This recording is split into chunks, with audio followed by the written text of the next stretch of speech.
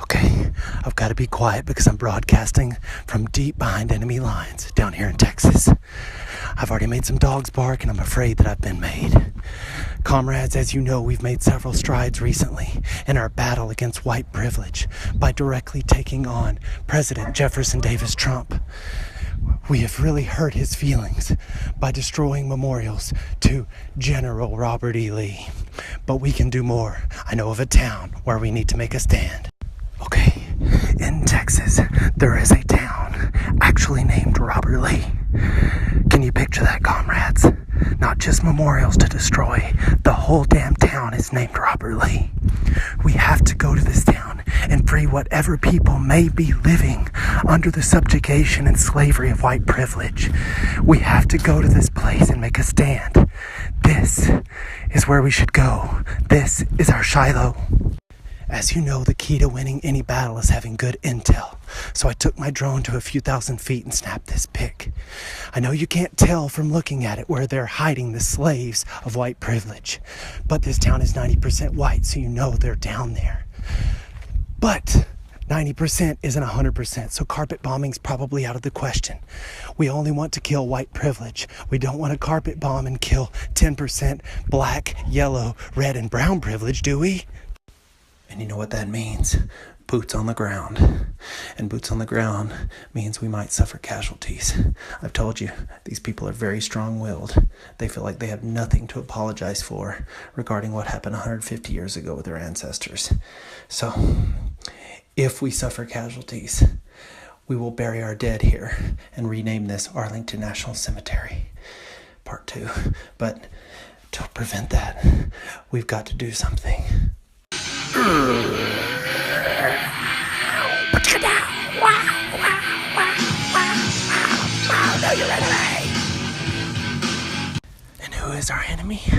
Well, I actually got close enough to him to take this surveillance pic. Now, as you can tell, I didn't get an idea of where they're keeping the slaves because from the looks of things, it was just a bunch of white people out there playing grab ass, so I don't know where they're keeping them. But we have to engage, and these are the people we are dealing with. You must know your enemy, and here they are.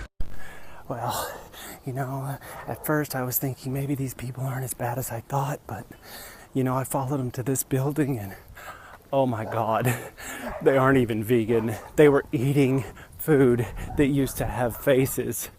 Oh my God, pig and beef and cows and, oh God, barbecue is for barbarians. But, you know, they also went to a football game, and football is needless violence, so they can't be good. And they've got to be privileged, obviously.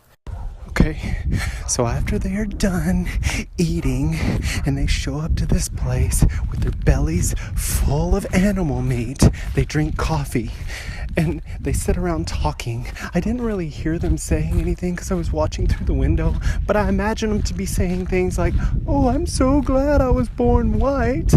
God forbid I be born brown. Nobody in my family is a different race other than white."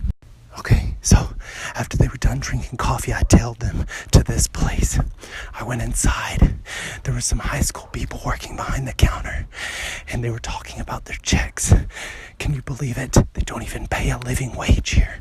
They pay their part-time high school employees freaking minimum wage. And they sell guns. They actually believe in the right to bear arms in this little podunk town. We have got to take them on and win. Alright, so the next morning I get up and I follow the guy from the hardware store to this building. He notices me and he invites me in. So I'm like, when in Rome, right? I go inside the building and they're all singing these boring songs. And I'm like, what's going on? And they're like, we're here to worship, this is kind of funny, God. They were Christians, not even atheists. How boring could you be? How vanilla of a religion could you have? What would Jesus do? Apparently be white and privileged, I guess. What are you going to do? Okay, so I know I already took carpet bombing off the table. And if we take them on in the hardware store, they sell guns there, so that's probably out too. Now, we could consider scaring them out by burning a cross in front of the church to kind of like show them how intolerant they are. But that may not work either. Like I said, they're strong-willed. So I followed them to the bank. I'm thinking maybe we freeze their assets. Well, they're depositing little checks. I don't know where they're hiding all their privilege, but it seems like they work hard and they're poor too.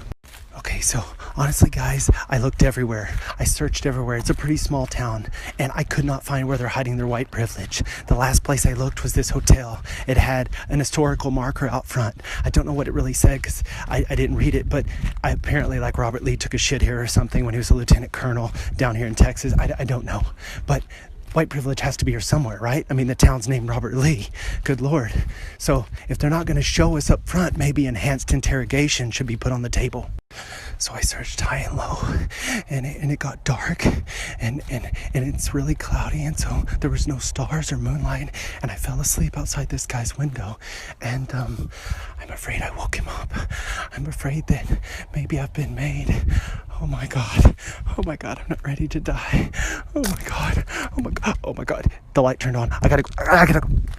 What is all the goddamn noise? Oh, ooh, an iPhone. Awesome. Hey, it's in good shape too. Man, cool find. I bet you could take it and pawn that sucker. That might be enough money for me to restore those Confederate monuments that some asshole spray painted. Ooh, somebody just helped me keep Robert Lee beautiful. Cool.